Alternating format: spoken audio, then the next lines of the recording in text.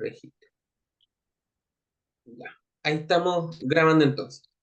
Les doy la bienvenida entonces a la primera clase de las unidades ya que tenemos, en este caso de la unidad 1, para poder contestar la evaluación final de esta misma unidad. Eh, la idea de la clase es que podamos repasar los contenidos más importantes y que tienen que ver con precisamente la evaluación final de esta unidad, ¿ya?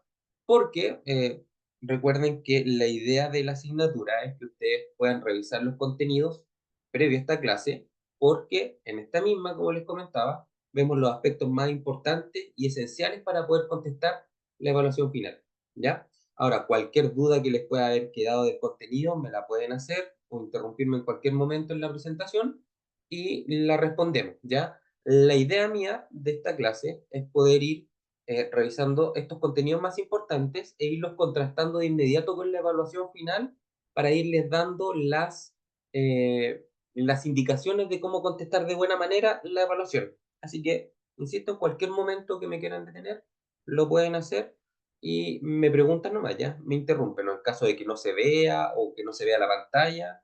Miren que en una clase anterior me pasó que tuvo un pequeño corte en internet, me dejó de compartir la pantalla y estaba hablando como loco y no veía nada en la pantalla, se veía la pantalla negra. Ya, así que por favor, cualquier desperfecto técnico que vean también me avisan porque a veces pasan esos detalles que el internet salta un poquito, cualquier cosa.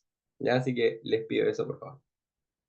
Entonces, ahí estamos grabando y vamos a ir, perdón, se me fue para cualquier lado y vamos a empezar con la presentación. ¿Me pueden confirmar que se ve la pantalla, cierto? Y como que quedé traumado con esa clase anterior.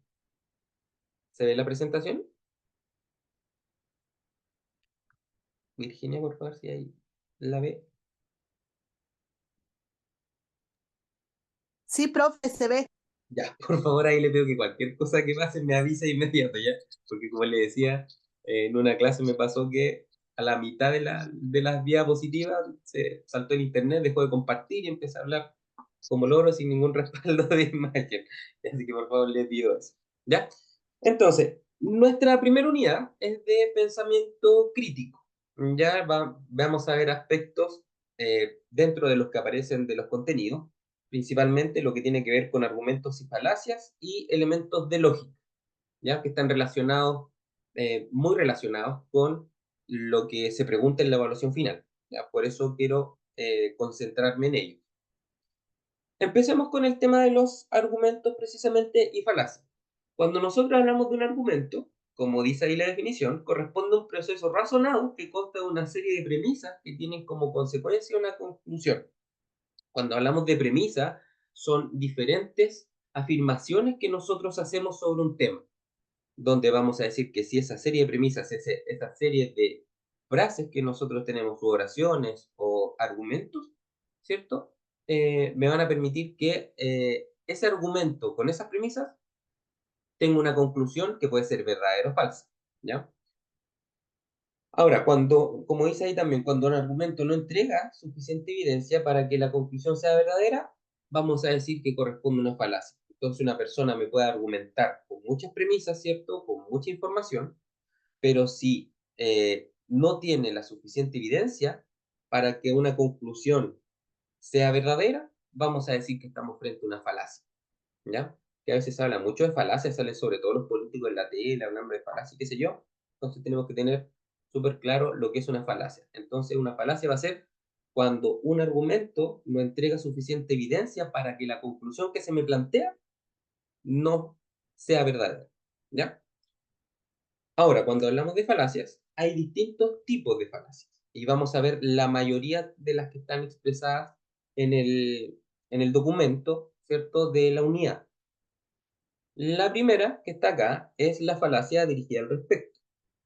Como dice ahí, este tipo de falacias aceptan la conclusión usando como argumento el prestigio del experto. Y ahí tenemos un ejemplo. Dice algunos doctores, perdón, recomiendan no consumir azúcar, y como los doctores son especialistas en el área, entonces el azúcar es mala para la salud. Entonces, ¿qué hace esta falacia? Eh, asume la expertise de una persona, ¿cierto? acudiendo a ella para hacer ver que un razonamiento o un argumento es verdadero, ¿ya? Porque a pesar de que algunos doctores recomiendan no consumir azúcar, no necesariamente la premisa va a ser verdadera, que entonces el azúcar es mala para la salud, ¿ya? Porque dice, algunos doctores recomiendan. Entonces, ¿de qué se cuelga este argumento? De los doctores, del especialista, ¿ya?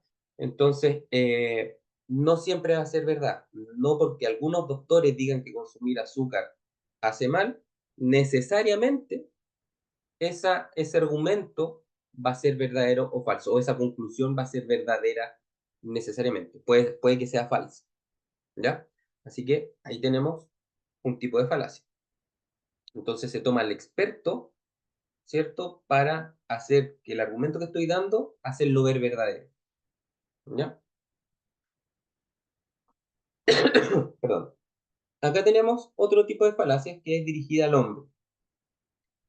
¿Qué dice? Que en este tipo de falacia se refuta la conclusión usando como argumento el descrédito de la fuente que lo emite y no de los argumentos que llevan a la conclusión. Es como la contraria a lo que acabamos de ver, donde se acudía al experto para poder hacer verdadera la premisa que yo estoy planteando, ¿cierto? Entonces yo digo, no sé, porque algunos doctores, no doctores, no sé, algunos arquitectos dicen que cierto diseño de casa es erróneo porque puede hacer que se vuelen los techos con un viento. No necesariamente, porque algunos especialistas, algunos arquitectos lo dicen, va a ser necesariamente verdadero, ¿ya? Aquí ocurre lo contrario. Entonces veamos el ejemplo. Dice, el número de participantes de la marcha no es correcto, ya que la cifra la entregó la organización del evento.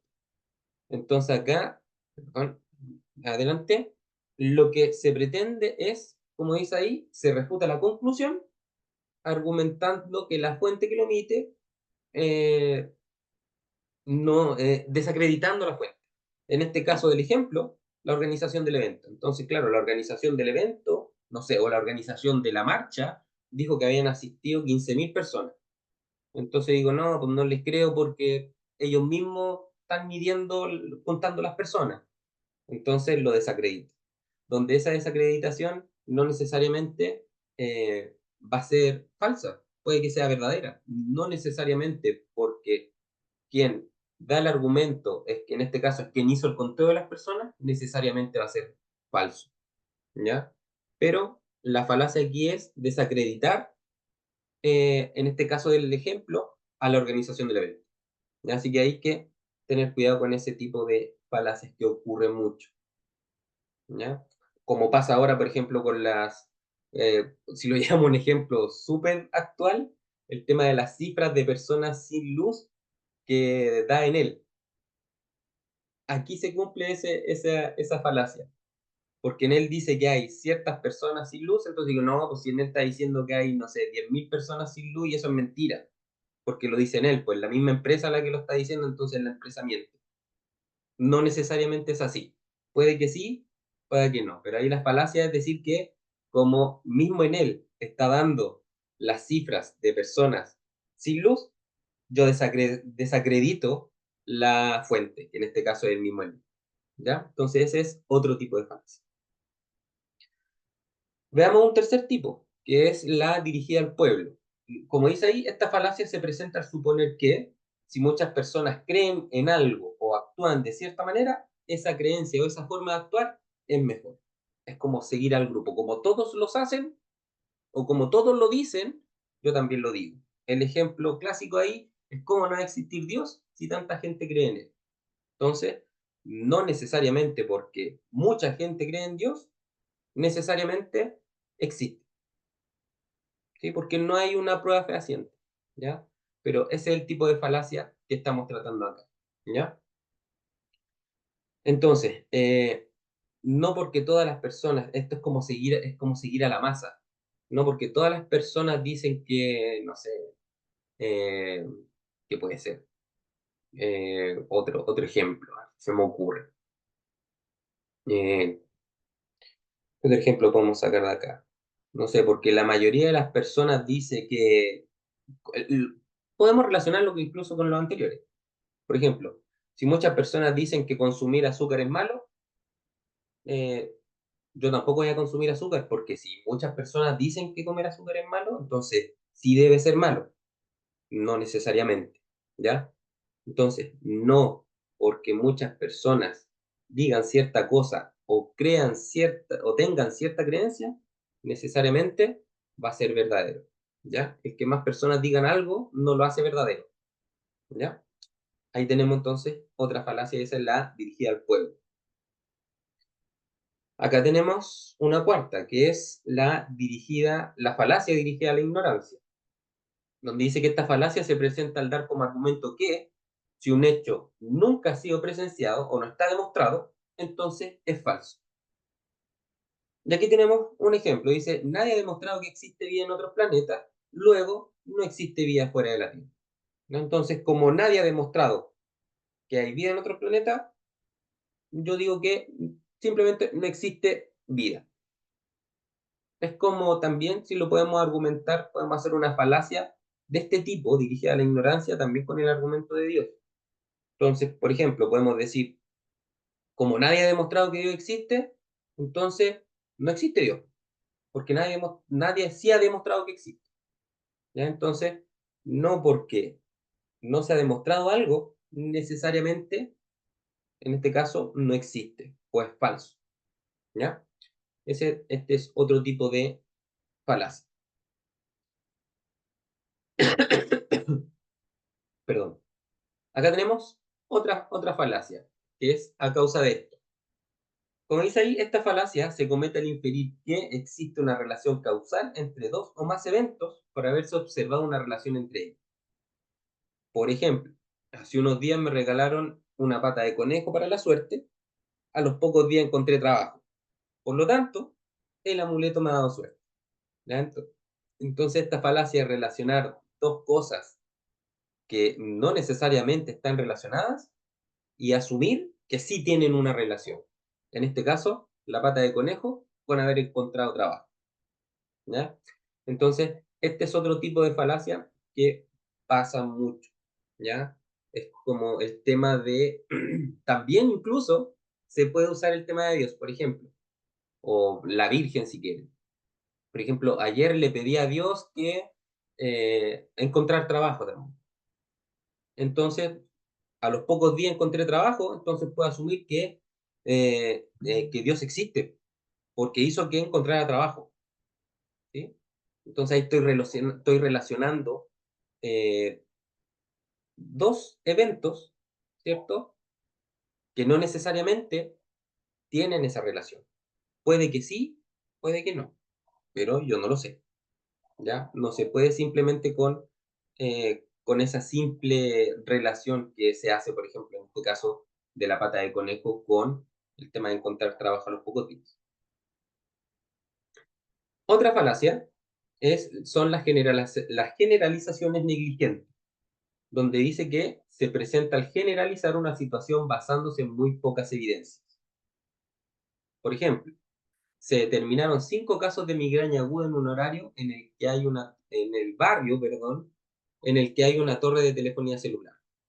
Por lo tanto, se dice que las ondas emitidas por la torre deben ser la causa de la enfermedad, ¿ya? Entonces, se toma una pequeña muestra para poder generalizar algo a raíz en este caso, de la torre de telefonía celular. Puede ser, por ejemplo, también un típico caso que, insisto, esto puede ser verdadero o no. El tema es que eh, no podemos, con las premisas que se dan, confirmarlo a ciencia cierta. Ese es el tema. Porque, claro, nosotros podemos decir que sí, las ondas emitidas, si se hace una investigación más al detalle, puede que las ondas emitidas por la torre de telefonía celular precisamente causen migraña. Pero, ¿cuál es la falacia acá? Que afirmar eso solamente diciendo que con 5 casos de migraña, que las torres de celular provocaron 5 causas de migraña en una población, no sé, de 100.000 personas, esa es la falacia, ¿ya? El confirmar algo con tan pequeña, con tan pequeña o con tan poca evidencia. Esa es la falacia, ¿ya? Es, por ejemplo, también decir, si lo vemos En otro caso, quizás común que apareció últimamente en la televisión, el tema de Puchuncaví Quintero, ¿cierto? Que hay como zona de sacrificio. Es decir, no sé, que 5 personas, por ejemplo, tienen cáncer en esa zona. Ah, entonces, como 5 personas tienen cáncer, vamos a decir que eh, la, la- las empresas que contaminan ahí tienen la culpa. Con 5 casos no se puede determinar a ciencia cierta. Después, insisto, si se hace una investigación más a fondo y si se determina con más evidencia, con más estudios, qué sé yo, puede que eso sea verdad. Pero afirmarlo, solamente afirmar el decir que las empresas tienen la culpa del cáncer en las personas por solo 5 casos, esa es la falacia, ¿ya? Así que, ojo con eso. Aquí tenemos otra falacia, que es la de razonamiento circular. Dice que esta falacia se presenta cuando se emplea un argumento en que se supone como demostrado aquello que se debe demostrar. Por ejemplo, suena un poco trabalengua. Dice, todos los veganos comen sano, porque las personas que no comen sano no son veganas. Entonces, asumen que en este caso cierto estilo de vida, esas personas son las sanas y las que no son veganos no son sanas. Entonces, está demostrando, está afirmando o está queriendo demostrar que el siendo vegano es sano y el que no siéndolo, no, una persona no es sana. ¿Sí? Entonces, ojo con eso, con tratar de demostrar algo que no se ha demostrado. ¿Ya? Eso con respecto a las falacias.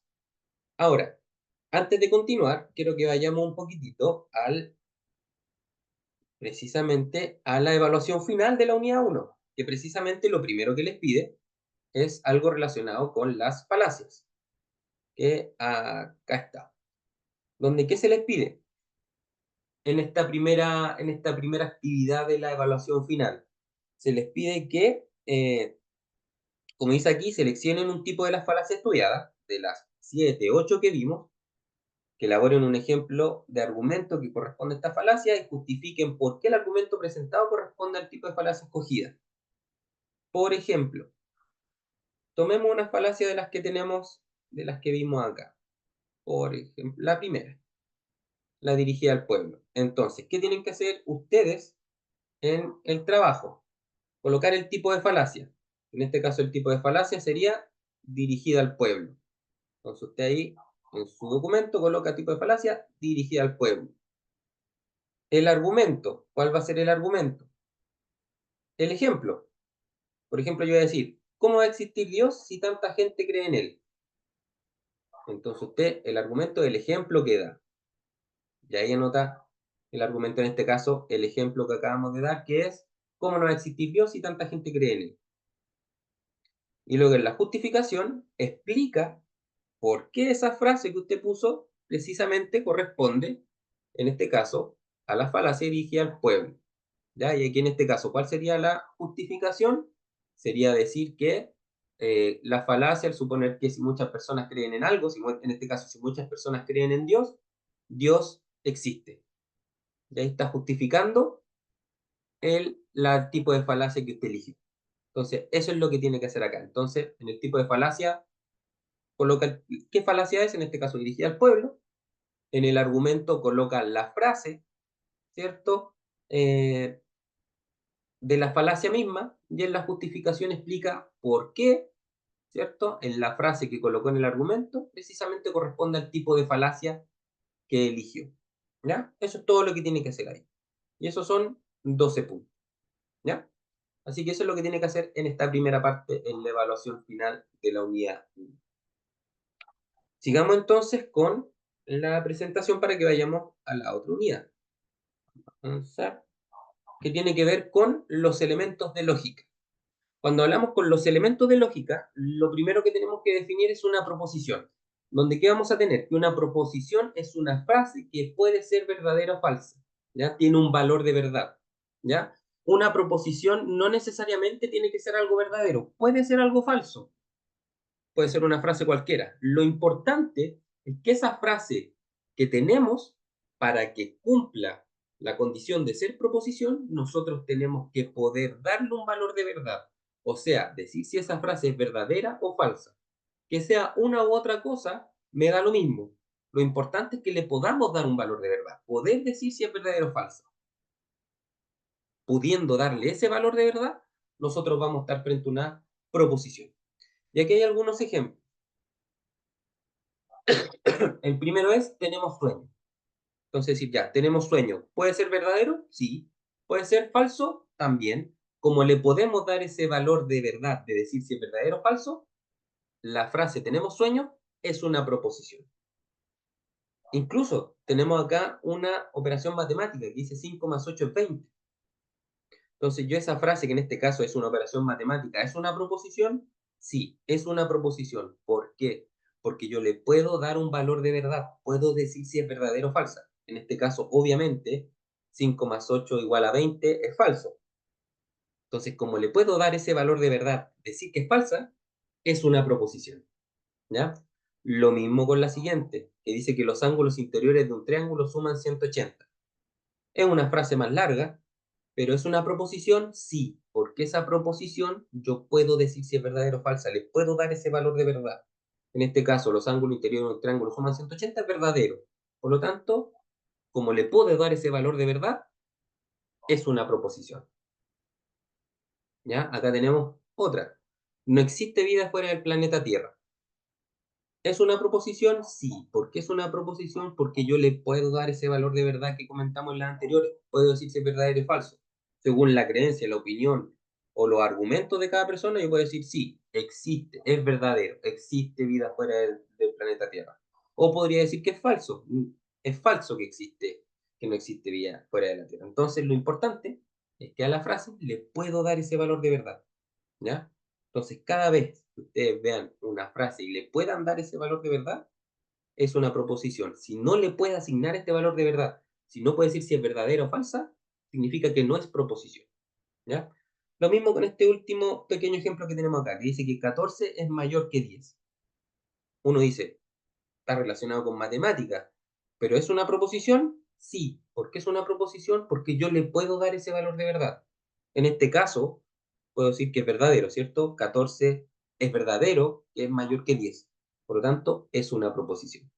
Entonces, para determinar la proposición no me interesa si la premisa, eh, frase o oración es verdadera o no.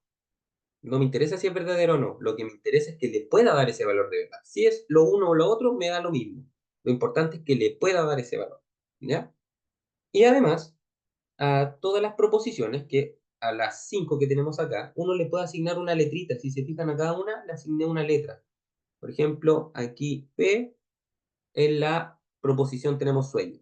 Q en la proposición 5 más 8 es 20. R en los ángulos interiores de un triángulo suman 180. S es la proposición que no existe vida fuera del planeta Tierra. Y T, 14 es mayor que 10, es mi última proposición. ¿Ya? Entonces, como les digo, la proposición tiene que tener cierto valor de verdad. Y le podemos, a cada una de las proposiciones que tenemos, le podemos asignar una letra. Que generalmente siempre es P, Q, R, S, T, por ahí, aunque puede ser cualquier letra, y que no se compliquen con eso. Ahora, esta que tenemos acá son proposiciones básicas. Y con estas proposiciones básicas, nosotros podemos formar proposiciones compuestas, que es tomar más de una proposición y componerlas de alguna manera, ¿ya? Juntarlas. Y para poder juntarlas, hay distintos tipos de proposiciones compuestas. La primera es la negación, que es tomar la proposición que me da y negarla, ¿ya? Es colocarle un no, y que se demuestra o se representa con esa, no recuerdo el nombre de ese, esa figurita que le ponemos a la ñ arriba. Y acá tenemos varios ejemplos. Tenemos una proposición P que dice que Messi es el mejor jugador de fútbol del mundo. Entonces, si yo niego P, y ahí, ¿cómo se representa? La negación de P, tengo que negar la proposición anterior. O sea, digo que Messi no es el mejor jugador del mundo. Simplemente negar la proposición que se me da en un inicio. En un inicio, perdón. Acá tenemos otro ejemplo, donde me da una proposición P también, que dice, tenemos sueño. Entonces, si yo quiero negar esa proposición, digo, no tenemos sueño. Súper simple. Y tenemos la proposición Q, ¿cierto? De las proposiciones básicas que vimos en la lámina anterior, que dice que 5 más 8 es 20. Entonces, si yo quiero negar eso, se representa con el símbolo, ¿cierto? Y la letra de la proposición que estoy planteando. Digo que 5 más 8 no es igual a 20. Entonces, simplemente, cuando se nos pide negar una proposición, como está ahí planteado, es negar lo que dice la proposición original. Simplemente eso. ¿Ya? Luego tenemos otra opción para poder generar proporciones compuestas, que es la conjunción, que es ese como gorrito. Y ese gorrito me va a permitir tomar dos proposiciones distintas y unirlas. ¿Cómo las vamos a unir? Lo que propone esta proposición es que las unamos con la letra I. Entonces, supongamos que, como dice aquí el ejemplo, que tenemos dos proposiciones distintas. La primera es que hoy llueve sobre Santiago, asumiendo que esa proposición es verdadera. Y una proposición Q que dice que Santiago es la capital de Chile. Entonces, si nosotros queremos hacer la conjunción entre P y Q, que son las dos proposiciones que acabamos de leer, que se representa de esa manera, ahí donde estoy mostrando con el mouse, se leería así. Hoy llueve sobre Santiago, que es la proposición P, y le agregamos esa letra o ese conector y colocamos la segunda proposición que es Q. Santiago es la capital de Chile. Entonces se leería que hoy llueve sobre Santiago y Santiago es la capital de Chile. Ahora, el valor de verdad de esa proposición compuesta no lo vamos a analizar. Está dentro de los documentos que ustedes pueden revisar, el verificar si esa proposición compuesta que se forma es verdadera o no. Pero para efectos de la evaluación no se pide verificar, se pide solamente realizar proposiciones compuestas. Así que por eso me estoy concentrando en esto. ¿Ya? Entonces, lo único que tenemos que hacer cuando se nos plantea eh, construir una proposición compuesta con una conjunción es tomar las dos proposiciones que se me plantean y unirlas con una i, colocarle el conector i entre medio. Y el resto no se cambia nada, fíjense. O sea, es colocar las proposiciones tal cual, simplemente unirlas con la letra i, así de simple. Veamos otra manera de generar proposiciones compuestas, que es la disyunción, que es como el mismo gorrito anterior, pero al revés, como formando una de corta. ¿Ya? Entonces, la disyunción nos va a proponer eh, unir dos proposiciones con la letra O. Supongamos las dos proposiciones que tenemos acá para que lo veamos en un ejemplo. Vamos a tener la proposición P, que dice que el seguro que poseo cubre enfermedades catastróficas. Y tenemos la proposición Q, que dice que el seguro que poseo cubre accidentes. Entonces, si se me propone realizar una proposición compuesta, como se muestra ahí, de P disyunción Q, ¿cómo tendría que construirlas? Tomo tal cual la proposición P, coloco una O y luego a continuación la proposición Q. ¿Y eso cómo quedaría? El seguro que poseo cubre enfermedades catastróficas, que es la proporción P, o la letra O, el seguro que poseo cubre accidentes. ¿Se dan cuenta? Es súper sencillo. Si me pone la disyunción, junto o uno las dos proposiciones, en este caso con una letra O. ¿Ya? Y ahí se leería, el seguro que poseo cubre enfermedades catastróficas o el seguro que poseo cubre accidentes. Así de simple. Y no invento, ni creo, ni modifico nada de las proposiciones originales. Solamente tomo las dos y las uno con una letra O, con ese conector. ¿Ya? Luego tenemos la implicación, que cuando yo quiero generar una proposición compuesta con implicación, es agregar, es lo mismo, tomar dos proposiciones básicas, ¿cierto? Y unirlas, en este caso, eh, de dos maneras, con un entonces sí o un implica que sí. Y vamos a ver las dos maneras. Veamos entonces, supongamos dos proposiciones. La proposición P, que dice que el valor del dólar en Chile depende del precio de venta del cobre. Ahí tenemos una primera proposición. Y tenemos una segunda proposición Q, que dice que si el cobre sube su precio, el dólar baja. Entonces ahí tenemos dos proposiciones básicas. ¿Y qué se nos propone? ¿Cierto? A través de la implicación, crear una proposición compuesta. Y ahí se plantea, ¿cierto? Donde estoy indicando con el mouse. Y esto se puede, con la implicación, se puede realizar de dos maneras. Las dos son correctas. Te elige la que más se acomode a las proposiciones que estés trabajando, pero las dos son correctas. La primera forma, ¿cómo quedaría? Si el valor del dólar en Chile depende del precio de venta del cobre, ¿cierto? Ahí termina la proposición P. Ahí está. Entonces, si el cobre sube su precio, el dólar baja. Entonces, se dan cuenta aquí, lo único que se hace es unir, con esta primera forma, unir eh, las dos proposiciones con la palabra entonces y comenzando la primera proposición con la palabra sí, que es lo único que cambia.